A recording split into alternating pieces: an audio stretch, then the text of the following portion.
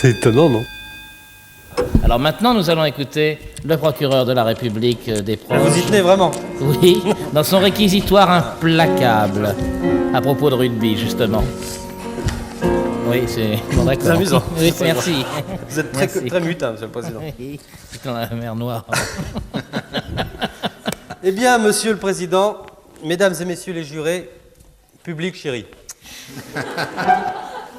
Ah, Dieu me chipote. Oh. Pourquoi... C'est une image. Ah bon? Chipolata. Si tu veux. Pourquoi faut-il qu'un beau pays comme le nôtre voie naître un jour en son sein un être aussi vil, aussi bas, aussi méprisable que Pierre Mondy? Comment un être aussi... Moi j'arrête parce qu'il a l'air balèze quand même, la vache. Je disais donc, que fait un grand acteur aussi sympathique que Pierre Mondy dans ce tribunal minable? Oh, je vous en prie. C'est vrai. Tout à l'heure, en me réveillant près de Josiane, encore mollement alanguie des chaleurs troubles de la nuit, le visage de Pierre Mondy m'a paru soudain. Je me demande encore ce qu'il faisait là, d'ailleurs. Et je me dis à moi-même, ce qui constitue à la fois un effort de réflexion et un pléonasme, je me dis à moi-même, Pierrot. Oui, parce que moi aussi, je m'appelle Pierrot quand je suis tout seul. C'est bien. Je me dis à moi-même, Pierrot, remercions le ciel pour ce beau jour qui se lève et prenons vite notre petit déjeuner avant d'aller réclamer la tête de Pierre Mondy au tribunal.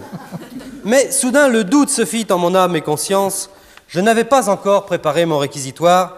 J'avais même égaré le bout de papier sur lequel j'avais inscrit le chef d'accusation que nous avons l'habitude de tirer au sort, monsieur le président et moi, avant d'aller au but de Chaumont. Avant d'aller au but de Chaumont. Excusez-moi. Je t'avais demandé de ne pas le dire. Au but de Chaumont. Et malgré cela, j'allais gaiement réclamer la tête de Pierre Mondy. Je sais ce que vous pensez, mesdames et messieurs les jurés. Vous vous dites, voilà un procureur général de la République passionné par son métier, on devrait le donner en exemple à la jeunesse. Et à la justice. Et à la justice.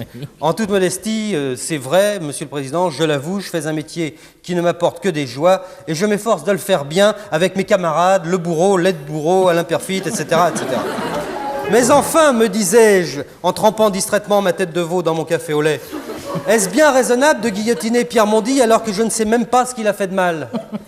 Est-ce bien raisonnable? Est-ce que tu crois que c'est une bonne idée de guillotiner Pierre Mondy, lançai-je à Josiane, qui était à quatre pattes sous le lit. Je m'en fous, t'as pas vu mes pilules, rétorqua-t-elle, mutine. Toujours indécis, je téléphonais au président Villers. Il était d'humeur massacrante, car il souffrait d'aérophagie matinale, comme la plupart des juges de paix.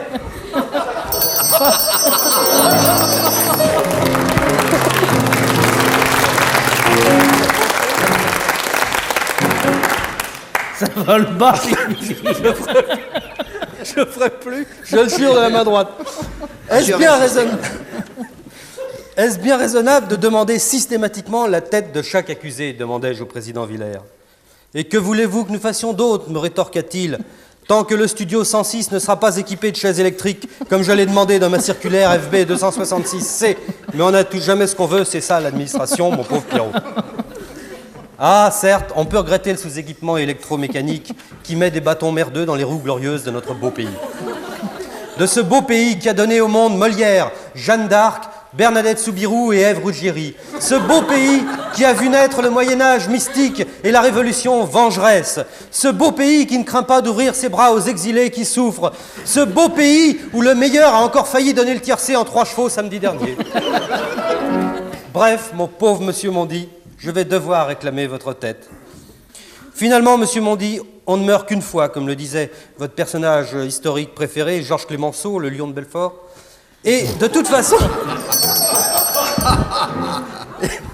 Et de toute façon, vous avez la conscience somme toute assez lourde. C'est vous, tout de même, monsieur Mondy, qui avez tourné dans la 7e compagnie, le retour de la 7e compagnie, la 7e compagnie au Congo, les 7 boules de la 7e compagnie, etc. C'est vous aussi qui avez refusé obstinément de tourner tout nu sur une plage d'Ostende, alors que personne ne s'est jamais empalé sur une frite belge, à ma connaissance. C'est vous, enfin, qui jouez les pères la pudeur, alors que quand notre juge d'instruction vous a demandé quel était votre peintre favori, vous avez répondu sans honte votre préférence pour du noyer de ces gonzesses.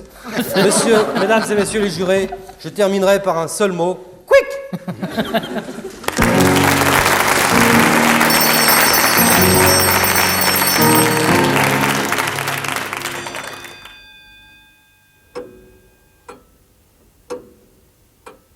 C'est étonnant, non?